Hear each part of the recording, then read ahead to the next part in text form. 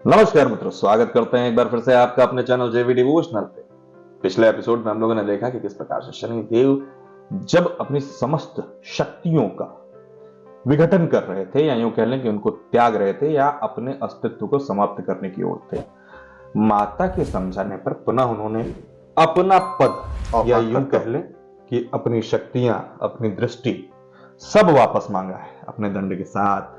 अब वो समझ गए हैं कि ये पद लेना मेरे लिए अनिवार्य हो, यही मेरा कार्य है, यही मेरी नियति भी है।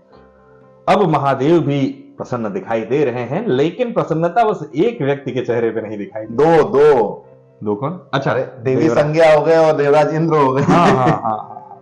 देवराज इंद्र के ऊपर खैर प्रसन्नता तो नहीं, चिंता का भाव नहीं दिखाई दे रहा है। चिंता का भाव केवल देवी संज्ञा पे दिखाई दे रहा है। अभी पूरा माहौल एकदम धुआं हो गया, कुछ दिखाई नहीं दे रहा सही से, केवल शनिदेव का इतना बम मारे हैं, धुआं हो गया कर दिए हैं। तो चलिए चल के देखते हैं कि इस वक्त क्या मंजर है सूर्यलोक में देवी संज्ञा के चेहरे पर। तो बिना विलंब के शुरू करते हैं एपिसोड 140 पार्ट 2। शनि का मंतव्य उग्र दिख रहा है। आपको अपनी पत्नी की रक्षा करनी होगी देव। चलो मैं प्रत्येक परिस्थिति में तुम्हारे साथ रहूंगा संजय। साथ रहूंगा, परंतु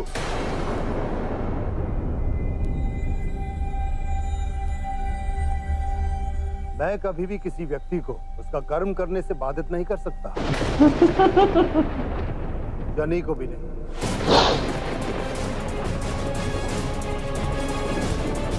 क्या बात देवी संज्ञा समझिए।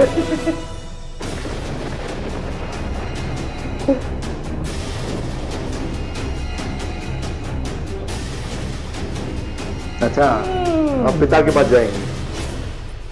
पिताश्री, आप मुझसे तुम कोई आशा मत करना संज्ञा। मैंने तुम्हें अनेकों बार सावधान किया। हमारे यहाँ खुद ही बम फोड़ के आई है। तुमने कभी मेरी नहीं सुनी। मेरी छाती पे नारियल फोड़ा इसने। और अब जब शनि तुम्हें मार्ग पर लाने वाला है, मैं उसे नहीं रोकूंगा। वारंट ले आया शनि देव। चलिए। छाया, तुम मुझसे जुड़ी हो, मेरा आदेश मानो। शनि से कहो कि मुझसे दूर रहे। कहो उससे। मैं आपके कर्मों से जुड़ी हूँ देवी संज्ञा, परंतु किसी के कर्म या कर्म फल को रोकना मेरे अधिकार में नहीं। चाहे वो मेरा पुत्र हो या आप।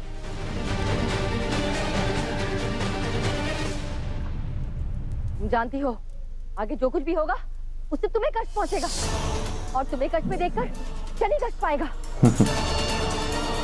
पुरानी बात हो गई। तो हो गया। इतने वर्षों बाद शनि से मिल रही हो, उसके साथ सुख से रहो ना। क्यों स्वयं को और शनि को कष्ट देना चाहती हो? हाँ? माता का सुख का लक्ष्य पुत्र को पाने में नहीं, माता का वास्तविक सुख होता है जब पुत्र अपना लक्ष्य पाए, सही मार्ग पर चले। मेरा पुत्र सही मार्ग पर लौट आया है, और इसके लिए यदि मुझे थोड़ी पीड़ा सहनी भी पड़े तो मैं सज्ज हूँ। अब आप भी अपने कर्मों का फल भोगने के लिए सज्ज हो जाइए देवी संज्ञा, क्योंकि आपके सामने आपकी छाया का पुत्र नहीं, महादेव का सृजन खड़ा है। कर्म फल दाता खड़ा है। वाह, क्या शॉट लिया यार। हाँ भाई।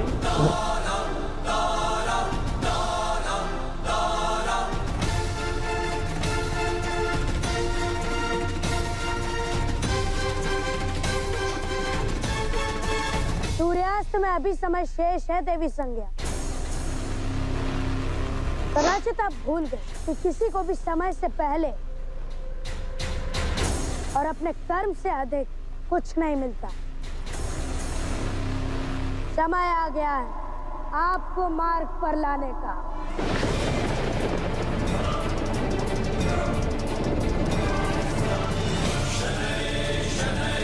चलती विधि शनै शना। बस आधी घड़ी शेष है, डालो अपनी दृष्टि देवी संज्ञा पर।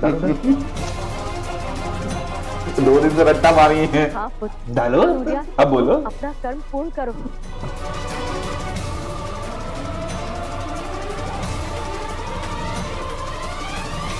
सावधान शनि, मत भूलो, इसके गंभीर परिणाम तुम्हारी माता को भुगतने होंगे। सारा एनालिसिस हो गया है। हर किसी को अपने कर्मों का फल मिलता है। मुझे अपनी माता के कर्मों पर पूर्ण विश्वास है देवी संज्ञा। उनके शेष फल अच्छे ही होंगे और आपको मेरी माता के नहीं, अपने कर्मों के विषय में मंथन करने की आवश्यकता है देवी संज्ञा।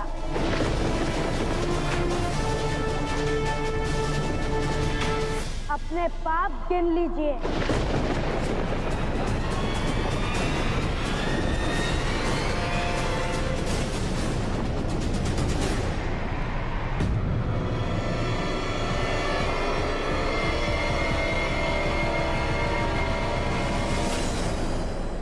रुको, रुको, यह अन्याय है, अनैतिक है। सूर्यदेव, सूर्यदेव, कर्म फलदाता का निष्पक्ष होना आवश्यक है। और जितना मैं तुम्हें जानती हूँ, तुम सदा अपनी माता की पक्ष से ही बात रखोगे। हो सकता है तुम्हारी दृष्टि में जो अधर्म है, वही मेरी दृष्टि में धर्म हो। हाँ, ये सही बात है। मुझे पूरा विश्वास है, मैंने अपना धर्म निभाया है, कोई पाप नहीं किया मैंने।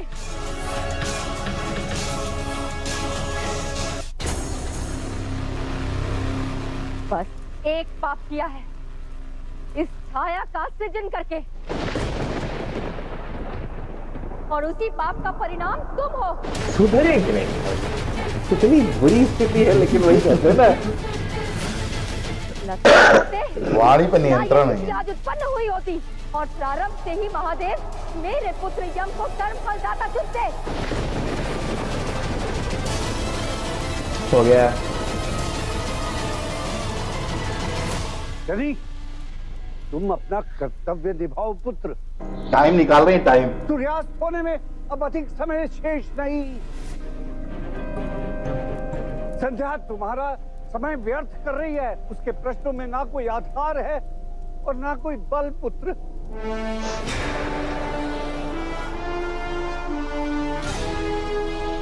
प्रश्न का आधार होना, उत्तर में बल होना चाहिए नानाश्री। क्या बात है।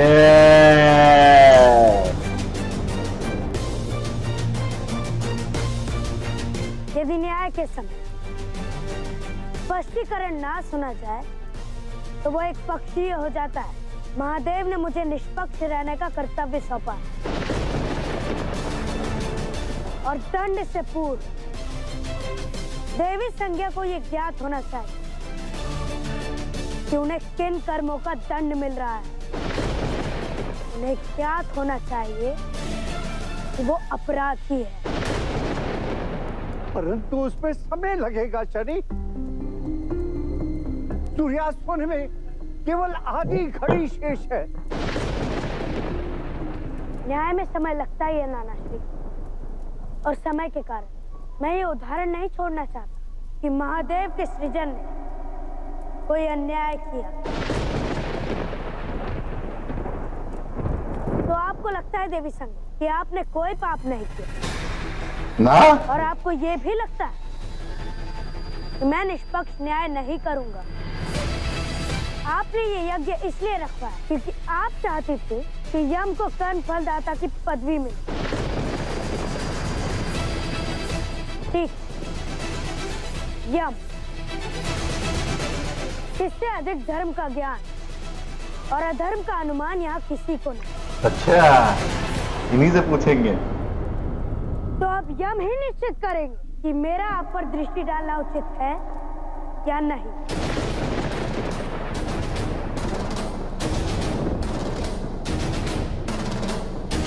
ये तो यार इन्हीं के कोर्ट में बॉल डाल दी है, खुश होकर मेरे बेटे से पूछेंगी। धर्मराज निर्णय लेंगे कि आपको कर्मों का फल मिलना चाहिए या नहीं। उत्तम सुझाव शनि। यम मेरा पुत्र है तो वो निसंदेह मेरा ही पक्ष लेगा। ये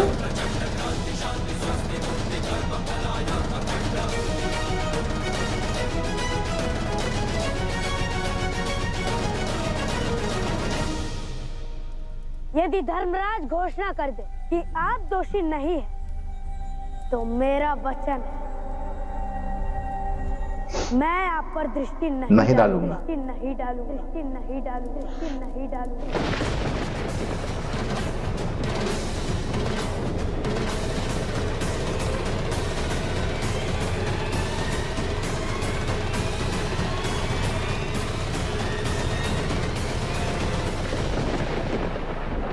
बिना ट्विस्ट के भाई साहब कोई एपिसोड यहाँ समाप्त नहीं होता। डायरेक्टर साहब ने इतनी महिमा रची हुई है एपिसोडों में।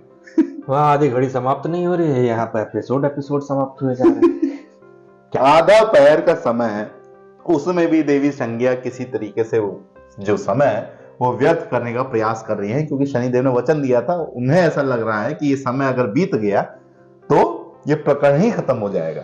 तो एक पहर में कितनी घड़ी और कितनी घड़ी में कितने क्या क्या शेष हैं, ये तो वक्त ही बताएगा, क्योंकि अभी पाप गिनाने की जब बारी आई है धर्मराज यम पे, तो धर्मराज इसको किस प्रकार से करेंगे।